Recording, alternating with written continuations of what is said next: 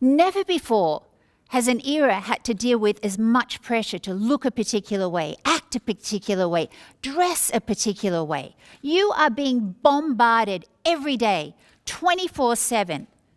There's no escape from it. And it's having a devastating impact on your self-esteem and your self-worth. The only way to escape it is to actually remember who you were before the world told you who you should be.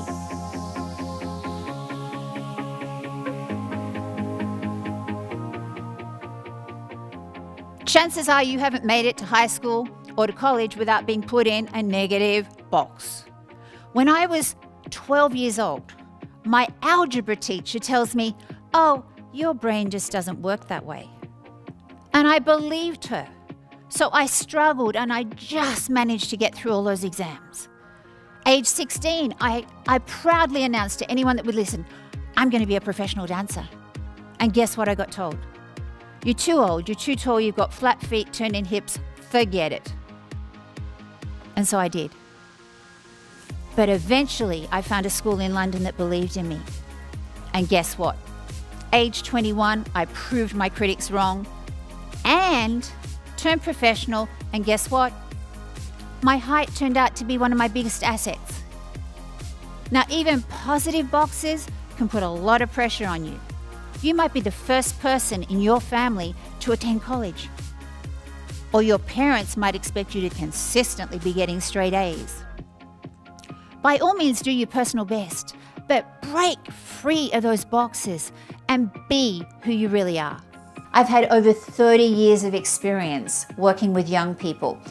I had an extremely successful School of Performing Arts back in Australia where my students were always consistently winning regional, state, and national championships. We were also the most outstanding specialty business 7 years in a row, and I trained all of my staff to make sure that we had that quality control and that every single member of my team was creating exceptional results. Now, exceptional results requires exceptional thinking, and that's what I am brilliant at doing. I'm great at coming in and teaching young people how to take control of their thoughts so that the thoughts are not controlling them, but they're taking control, that they're turning that inner critic into their own personal cheer squad, and that they're actually believing in themselves probably really on a deep cellular level, perhaps for the first time in their lives. The National Science Foundation says we have 50,000 thoughts a day. That's about 52 thoughts per minute. Now, of those thoughts, 95% are actually repetitive, and most of them are negative. So if you're telling yourself, I'm hopeless at math, I certainly was, you probably will be. And if you say, that cute guy or girl would never go out with me, they probably won't. And if you really believe that the basketball coach would never choose you for the opening five, or that you'll never get into your favorite sorority or fraternity group, you probably won't. But I'm here to tell you it doesn't have to be that way. You are going to learn today how to take control of your thoughts so that you can steer your life in the direction that you want to go. When I think about Catherine, I wish my kids could hear her. She makes them see that their worth is so much greater than what's going on social media and Instagram. They have the opportunity to really take a deep look into their own self-worth and come out victorious at any stage of life. This is the kind of education that kids need in college right now. I could listen to Catherine's voice every single day. She has a very powerful message that everyone needs to hear.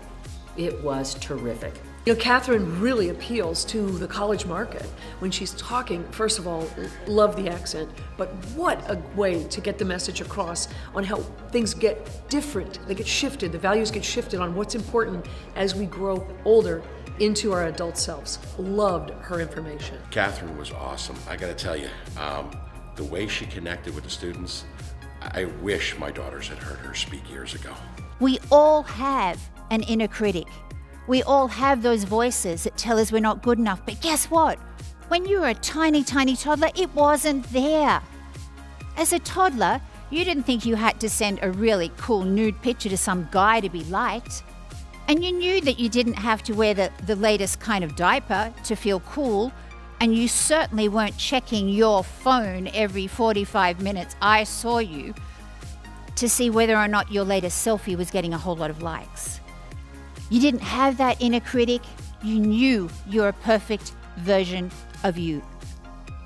Isn't it time to remember?